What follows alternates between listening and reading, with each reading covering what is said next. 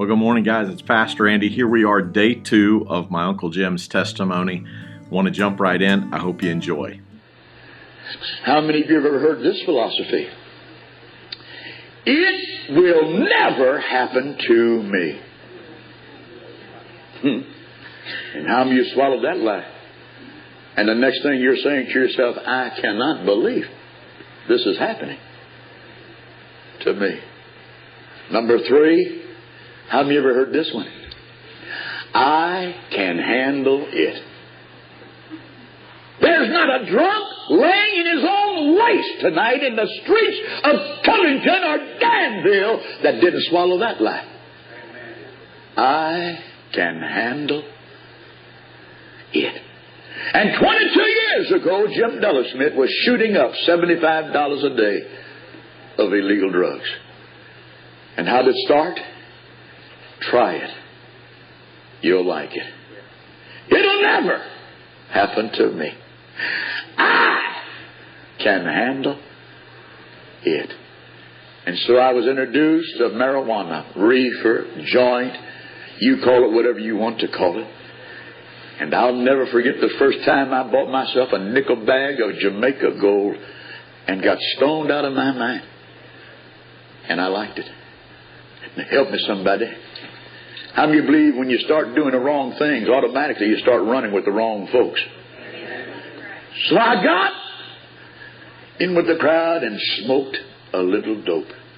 And while I was blowing a reefer, a fellow walked up to me and said, "Hey, Jack, if you'll take that marijuana and lace it with PCP and angel dust," that's a street name for animal tranquilizer.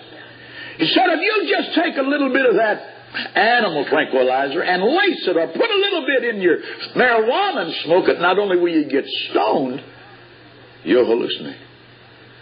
And so I tried it. And I mean to tell you, I liked it. And once you take one step towards the devil, how many know what I'm talking about? It ain't long before you're out of control.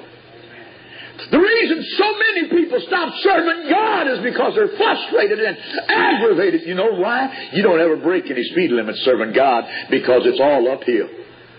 But how many glad one day we're going to hit the top of the mountain, amen, and it'll be worth it all when we get on the other side. And so I started dropping amphetamines, barbiturates, started chewing Benzedrine, started sniffing glue, snorting coke, and the next thing, taking a little rubber hose, tying off my arm, cooking smack in a spoon, putting it in a needle, and ingesting it in my veins. And $75 a day was my habit. And when you start using $75 a day, $75 a day 20-something years ago didn't come easy. And so I had to become a dealer in order to supply my craving. And it started from a reefer to a needle. Had I become the president of the Hells Angels of St. Louis, Missouri, with 65 men under my leadership, I don't know how many of you have ever been to St. Louis, Missouri, but they've got one of the prettiest parks in our nation called Forest Park. I was in Forest Park in a drunken stupor on the wrong side of the road, coming around a bend, and I hit a car head on. It totaled both cars. I had a wife and a young child, and I needed some cheap transportation. And so in desperation, I went to the nearest Honda dealership. Walked into that establishment, a big old tall drink of water. Never forget him as long as I live. He weighed he was about 6'3" or 6'4" inches and just a slender fella. He said, may I help you? And I said, yes, sir. I've just wrecked my car and I need some cheap transportation. He said, have you ever ridden a motorcycle? I said, no, sir, never been on one in my life. He said, fine, I got just what you need. He took me out in the back of this establishment and he introduced me to a big, bad, mean, hot, fast Honda 160.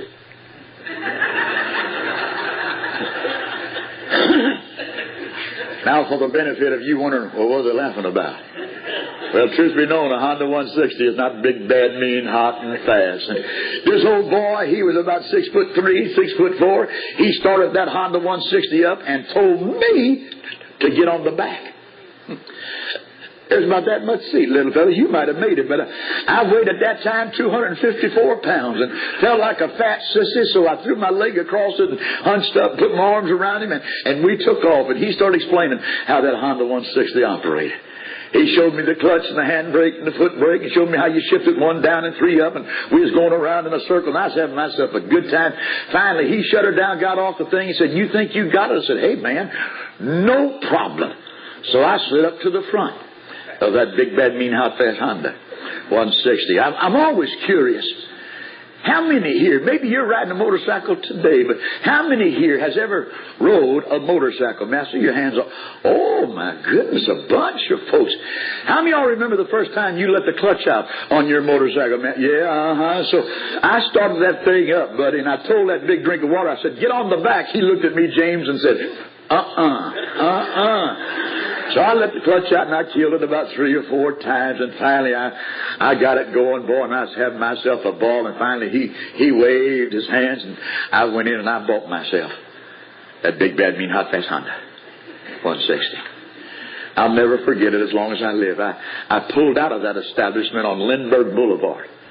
I made a right turn and got stopped at a stoplight. Getting back to you motorcycle riders.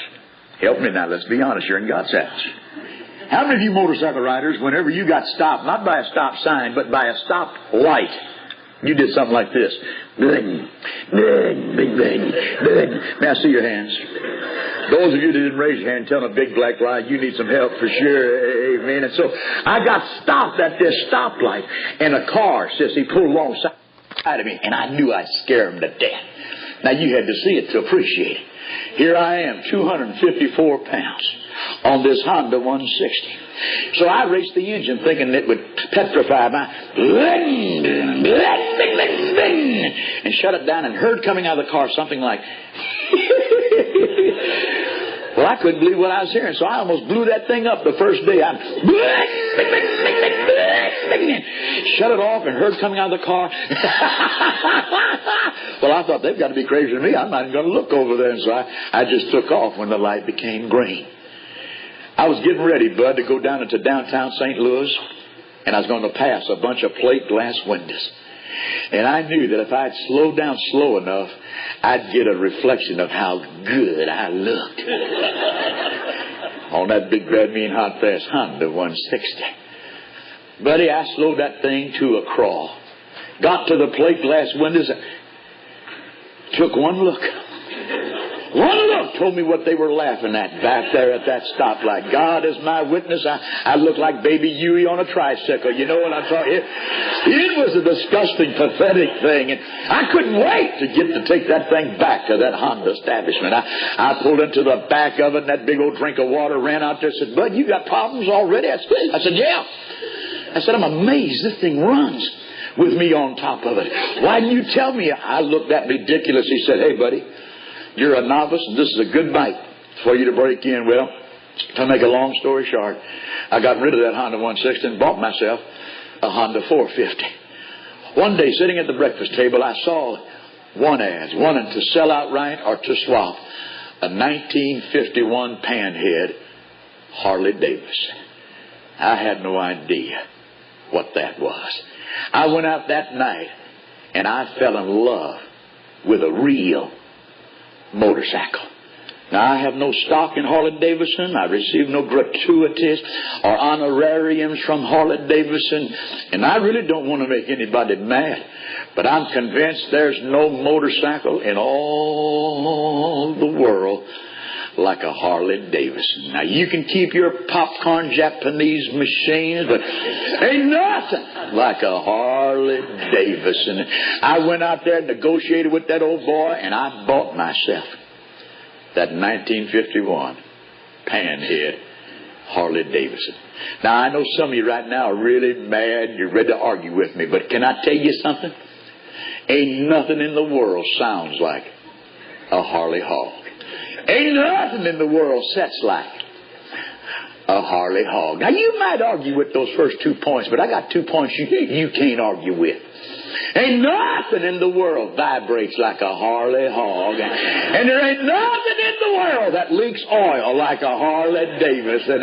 Amen. So I bought myself that 51 Harley Davidson.